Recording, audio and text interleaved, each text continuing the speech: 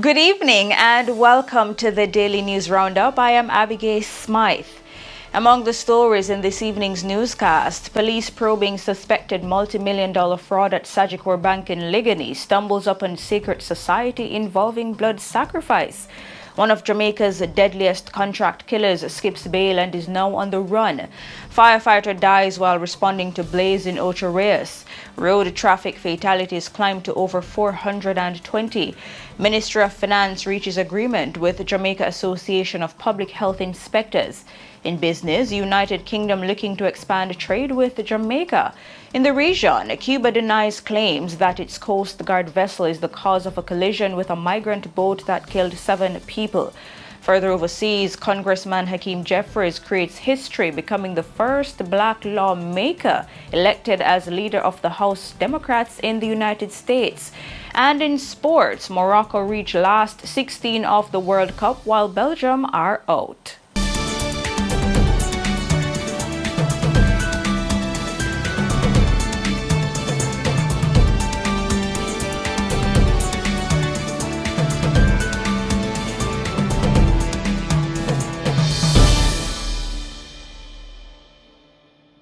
Now for the news in detail. Reggae singer Freddie McGregor is recuperating after suffering a stroke. It is understood that the Big Ship singer suffered the stroke on Monday and is recuperating in the United States.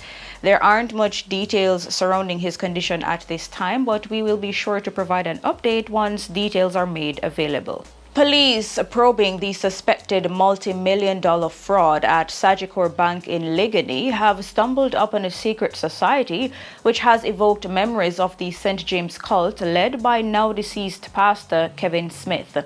Sources say investigators are looking into the connection between the fraud and a St. Andrew-based woman who has dubbed herself a spiritual leader as they probe the alleged theft of approximately $50 million from accounts of some Sagicor Bank customers. According to sources, a person believed to be involved in the fraud has claimed that the act was perpetrated to fund activities of the secret society, which conducts rituals involving blood and animal sacrifice. Some of the rituals are said to have involved the purchase of animals, including horses, cows, and goats from people in rural parishes.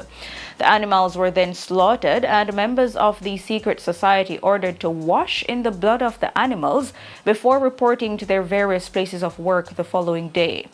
The source says the so-called spiritual leader reportedly managed to convince at least 2 people linked to Sagicor into her secret society and gave them directives, including to purchase the figurines of cats in order to preserve the good order in the universe. A lot of powder was also involved in the rituals. The source says some members even alienated themselves from their families and gave all their resources to the secret society, which is headquartered in Upper St. Andrew. The professed spiritual leader has also reportedly recently purchased multi-million-dollar properties in sections of the corporate area, further raising eyebrows about the funding of her activities, which sources say is financed by members of the secret society who were required to attend weekly private sessions at which a variety of deeply religious practices are carried out.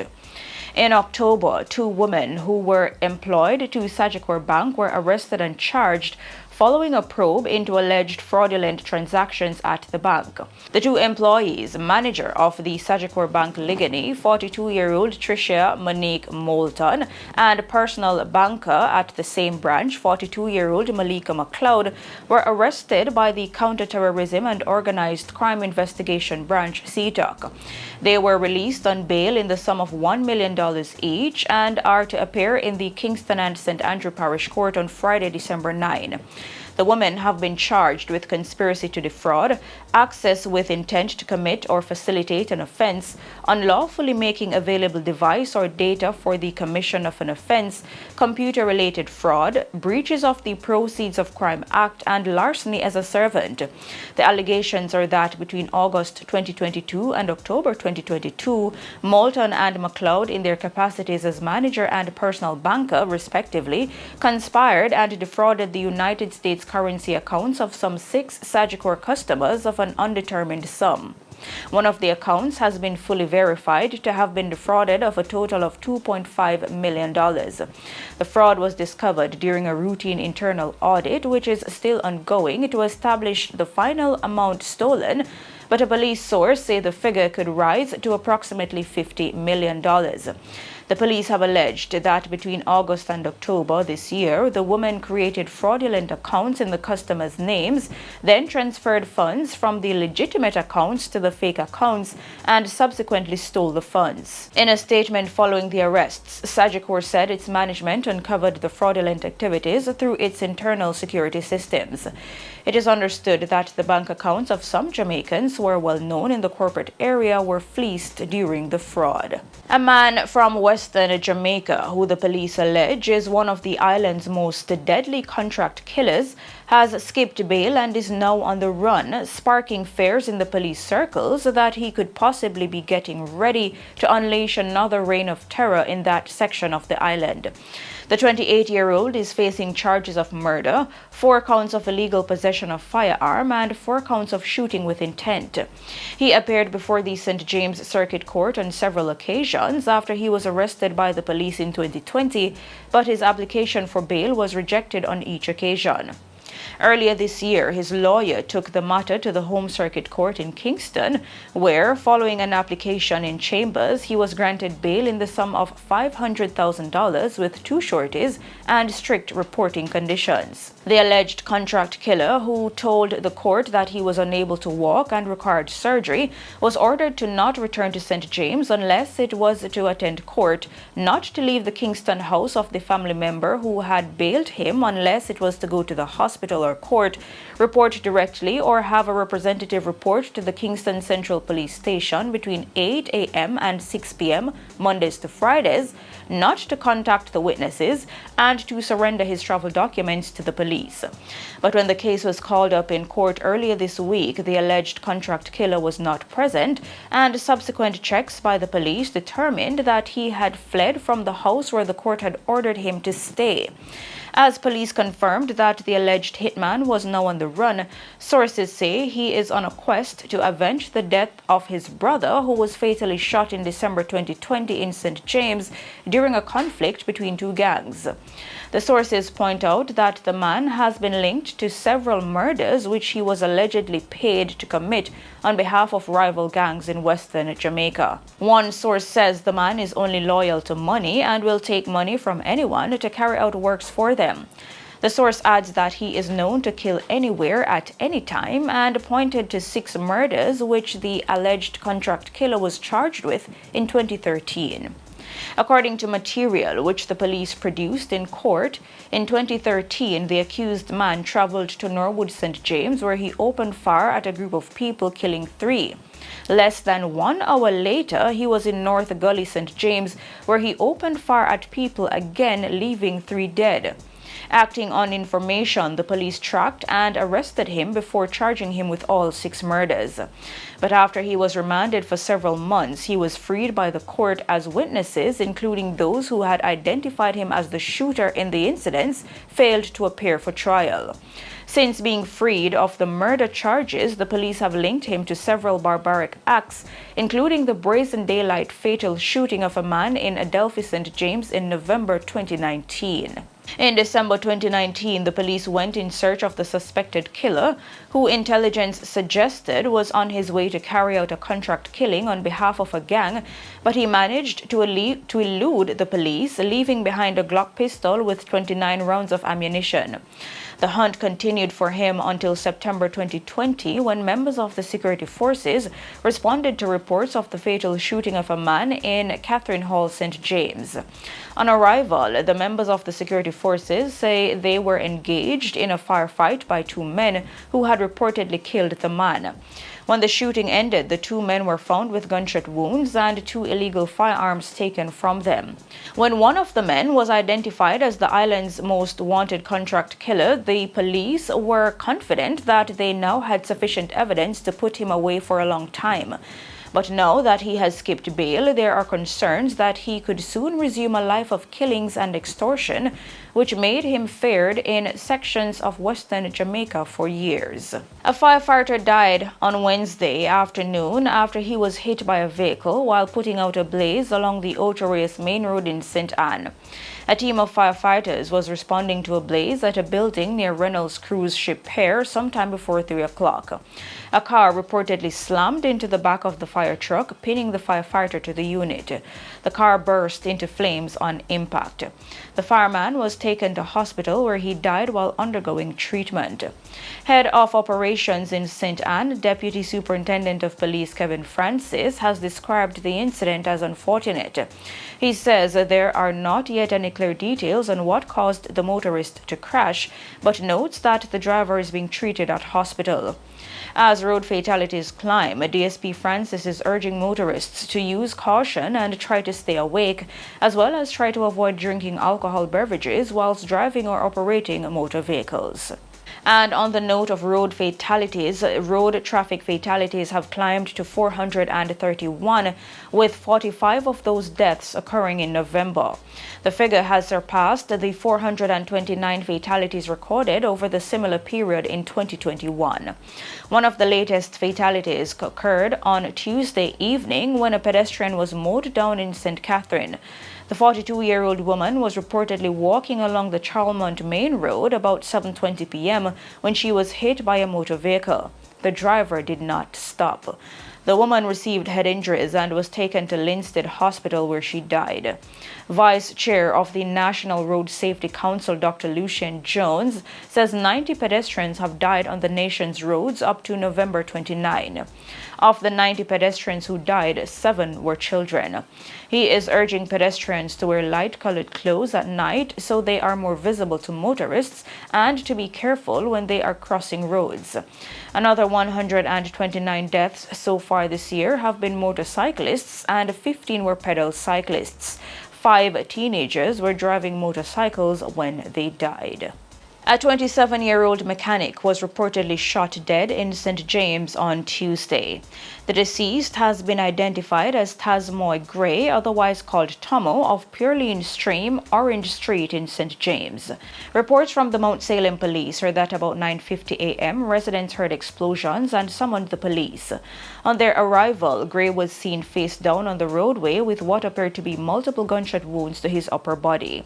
He was transported to hospital where he was pronounced dead.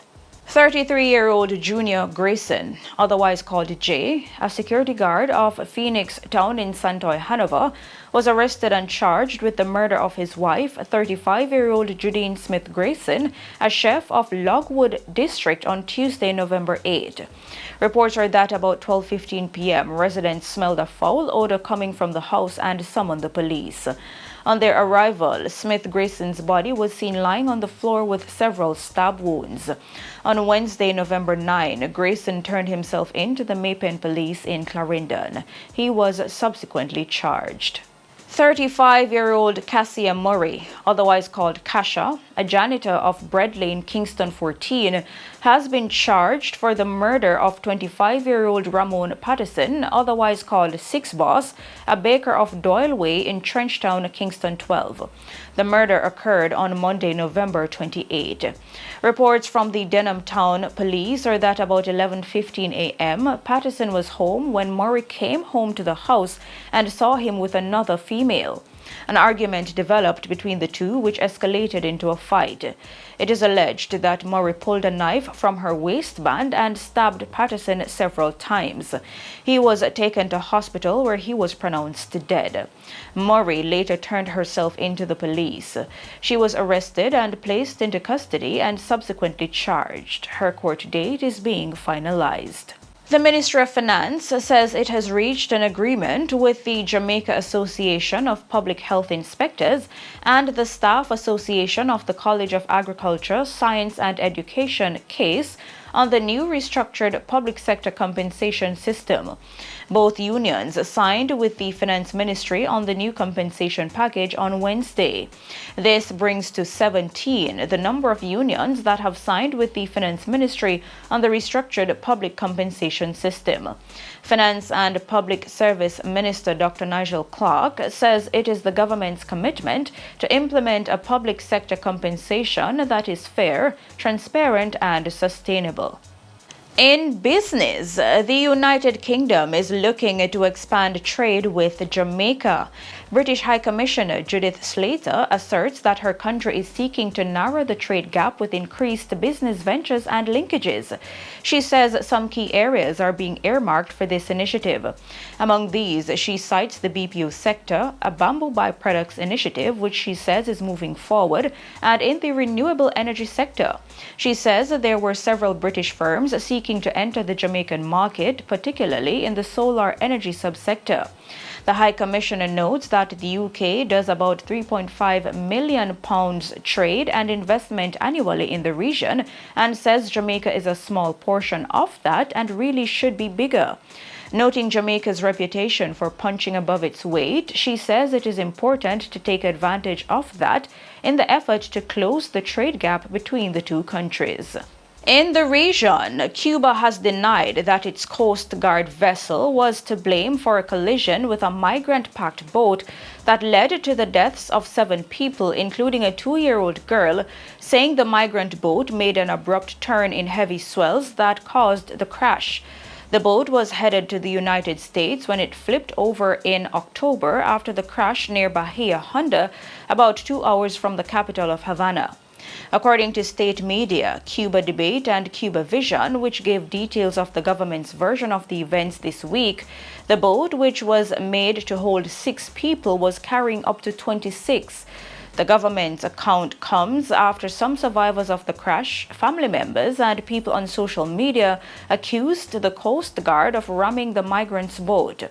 Cuba is facing one of the biggest mass migrations in decades, spurred by compounding and deepening crises. And on the international scene, Congressman Hakeem Jeffries created history on Thursday when he became the first black lawmaker to be elected leader of the House Democrats in the United States. Jeffries of New York is the first black to lead a political party's caucus in either chamber. He will now replace Nancy Pelosi, who held that position for almost 20 years. Pelosi decided to step aside after the Democrats narrowly lost the majority at the midterms on November 8. The 52-year-old Jeffries, a 4-term New York congressman, has served in the 5th highest rank of Democrat leadership since 2019.